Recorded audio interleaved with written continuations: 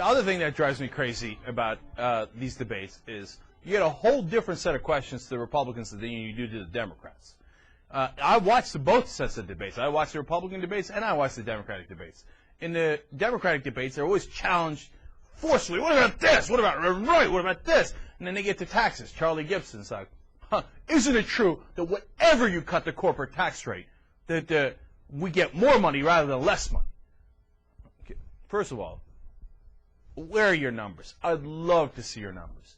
Second of all, okay, Charlie Gibson, he says, if we cut it from 28 to 20, more money came in. From 20 to 15, and more money came in. And then, so is your idea, Charlie, that if we cut it to 2%, that more money would come in, the corporate tax rate? I'm sorry, the capital gains tax rate? How about if we cut it to 1%? Would more tax revenue still come in? How about if we cut it to 0%? Would more tax revenue still come in? No, but he gets challenged, right? Now, the thing is, can the extra revenue come in if you cut taxes in some instances? I really believe it can. That's my old supply-side economic stuff that I know a lot of you think is food, right? But I've seen it. I've seen that when sometimes, if taxes are too high, you cut the rates, and magically, you do get more money. And that's not magic. It's because more people are making money, they're reporting more income, et cetera, et cetera. But you'd have to be an idiot to think that you could cut them forever and you would always get more tax revenue. I mean, you can't really be that stupid, can you? No human being can be that dumb, let alone an ABC news anchor.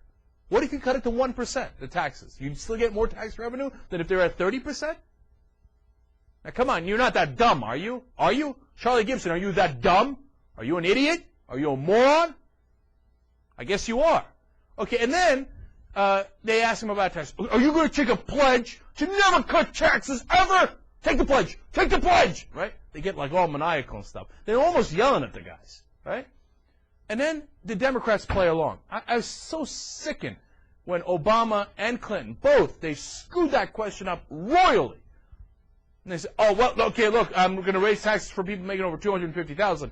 And Obama said maybe over 200,000. But the ones after that, no, more taxes, more tax cuts, more tax cuts. I promise, I pledge, I'll take a blood oath if you want. I'll keep cutting taxes until we owe China $7 gajillion. Is it possible that at some point cutting taxes is irresponsible? This is yet another game that the Republicans play and the media never catches on to. And by the way, all fault of the Democrats, because the Democrats don't catch on to it either. They have the opportunity to change the conversation when they get the question. And my God, people, answer the question forcefully a little bit, will you? You give me a question about that, I say, look, Charlie, the idea isn't whether you cut taxes or you raise taxes. If the Republicans want, they can come in and say, all right, taxes are now at 1%. And then when we come in and we try to be responsible and balance the budget, they'll say, Democrats raise the taxes. Yeah, that's because you cut them to 1%.